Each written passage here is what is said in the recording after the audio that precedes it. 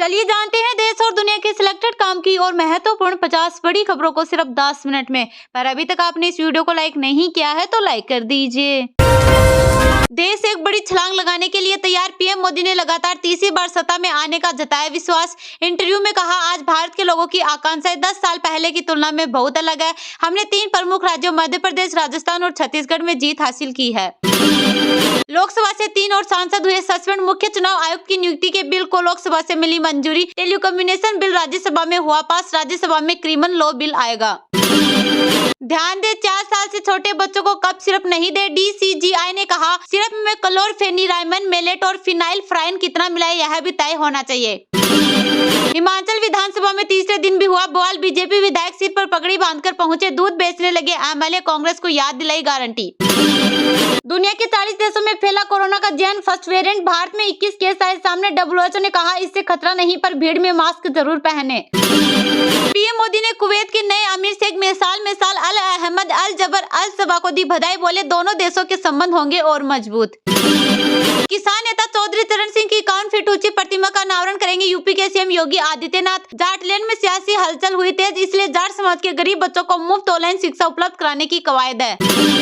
Telecommunication bill Lok Sabha के बाद राज्यसभा से हुआ पास। बायोमेट्रिक पहचान से ही मिलेगी सिम। फर्जी सिम लेने पर 3 साल की होगी जेल। 50 लाख का लगेगा जुर्माना। नाबालिग से रेप पर होगी फांसी। दिल्ली में चावल, गेहूं का आटा, दाल जैसे खाने का सामान हुआ महंगा। कृषि श्रमिकों के लिए खुदरा मुद्रास्फीति बढ़कर हुई 7.37%। ग्रामीण श्रमिकों के लिए महंगाई 7.13%। उपराष्ट्रपति की मिमिक्री मामले में प्रवेश वर्मा ने कांग्रेस नेता राहुल गांधी को कहा बंदर। संबित पात्रा बोले, 2024 में जनता करेगी घमंड का अंत। ईडी के सामने पेश नहीं होंगे दिल्ली के सीएम अरविंद केजरीवाल। समन का जवाब भेजा। बोले, जांच एजेंसी की कार्रवाई राजनीति से प्रेरित, मेरे पास छिपाने को कुछ नहीं।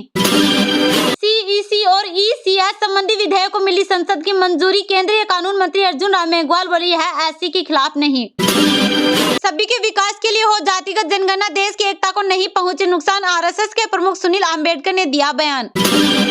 मोदी जी ने तो मेरे पिता के विचार भी बदल दिए। पीएम से लेकर अपनी बेटी के गोवा विवाद पर खुलकर बोली केंद्रीय मंत्री स्मृति ईरानी।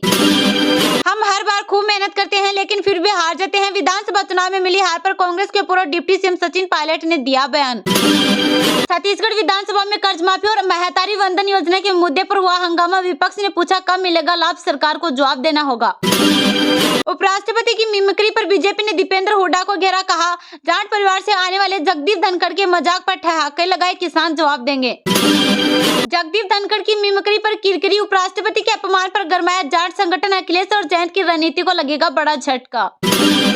हरियाणा के ओलंपियन बॉक्सर छोड़ेंगे पॉलिटिक्स। विजेंद्र सिंह ने सोशल मीडिया पर लिखा, राजनीतिक और राम भाई कांग्रेस से चुनाव लड़ चुके, रामलला के दर्शन करने जा रहे हैं, नहीं होगी कोई मुश्किल। दिल्ली, मुंबई समेत कई बड़े शहरों से सीधे अयोध्या पहुंचाएगी ट्रेन।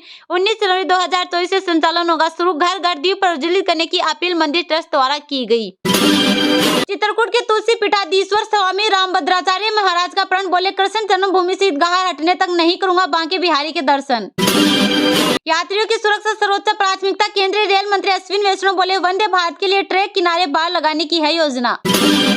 दिल्ली आसपास के इलाकों में चल रही है 65,000 करोड़ रुपए की सड़क निर्माण परियोजनाएं। सड़क परिवहन और राजमार्ग मंत्री नितिन गडकरी ने बताया। देश में संसदीय लोकतंत्र के लिए शोक संदेश लिखना शुरू करने का समय आ गया। विपक्षी सांसदों के निलंबन पर गुस्साए कांग्रेस नेता शशि थरूर। जनता दल के अध्यक्ष एचडी देवगौड़ा और पूर्व मुख्यमंत्री एचडी कुमारस्वामी ने की प्रधानमंत्री नरेंद्र मोदी से मुलाकात। पीएम बोले, मिलना हमेशा सुखद रहता है। सोनिया गांधी, मल्लिकार्जुन खड़गे को राम मंदिर ट्रस्ट ने न्योता भेजा। प्राण प्रतिष्ठा समारोह में मनमोहन देवखेड़ा को भी बुलाया। विपक्षी नेताओं के अयोध्या जाने की संभावना नहीं। हरियाणा के सीएम मनोहर लाल बोले, किसी को जबरन नहीं भेजेंगे। इजरायल सरकार ने निकाली है 10,000 मजदूरों की वैकेंसी। कांग्रेस सांसद दीपेंद्र हुड्डा ने उठाए सवाल। भारत चांद तक पहुंचा, पाक जमीन से नहीं उठा। पूर्व प्रधानमंत्री नवाज शरीफ बोले, इसके लिए हम खुद जिम्मेदार, मेरे शासन में मुल्क में विकास हुआ था। निलंबित सांसदों ने जामा मस्जिद तक निकाला मार्च। मल्लिकार्जुन खड़गे बोले, हमने नहीं, पीएम मोदी अमित शाह ने किया संसद का अपमान। संसद की सिक्योरिटी में अब सीआईएसएफ भी होगी तैनात। सुरक्षा चौक मामले में कर्नाटक के पूर्व डीएसपी का बेटा पकड़ा है। अब 2 और से होगी पूछताछ। डोनाल्ड ट्रंप अपने पास हिटलर की स्पीच रखते थे। 33 साल पहले पत्नी इवाना ने इसका खुलासा किया था। अब बोले, मैंने इन्हें कभी नहीं पढ़ा। चांद पर पहुंच गया भारत, हमारी कुब्बत जमीन पर खड़े होने की भी नहीं। पाकिस्तान के पूर्व प्रधानमंत्री नवाज शरीफ ने देश को दिखाया आईना। देश एक बड़ी छलांग लगाने लिए तैयार पीएम मोदी ने लगातार तीसरी बार सत्ता में आने का जताया विश्वास। इंटरव्यू में कहा, आज भारत के लोगों की आकांक्षाएं 10 साल पहले की तुलना में बहुत अलग है। हमने 3 प्रमुख राज्यों मध्य प्रदेश, राजस्थान और छत्तीसगढ़ में जीत हासिल की है। जी हां, प्रधानमंत्री नरेंद्र मोदी ने लगातार तीसरी बार अपने 7 लोक कल्याण मार्ग स्थित आवास पर लौटने का विश्वास जताते हुए कहा कि उनके साथी नागरिकों को यह एहसास हो गया है कि देश एक बड़ी छलांग लगाने के लिए तैयार है और वे चाहते हैं कि उनकी आकांक्षाओं को जल्द से जल्द पंख लगे। भाजपा ने 3 प्रमुख राज्यों मध्य प्रदेश, राजस्थान और छत्तीसगढ़ में जीत हासिल की है, जहां पिछले महीने विधानसभा चुनाव हुए थे, जिससे अगले साल होने वाले लोकसभा चुनाव के लिए अच्छी स्थिति और चुनावी माहौल तैयार हो गया है। एक साक्षात्कार में पीएम मोदी ने कहा कि भारतीय अब सराहना करते हैं और स्वीकार करते हैं कि देश उड़ान भरने के कगार पर है और चाहते हैं कि इस उड़ान में तेजी लाई जाए। प्रधानमंत्री की इस टिप्पणी को अगले आम चुनाव के संदर्भ में देखा जा रहा है, जो अप्रैल और मई 2024 के बीच होने वाले हैं।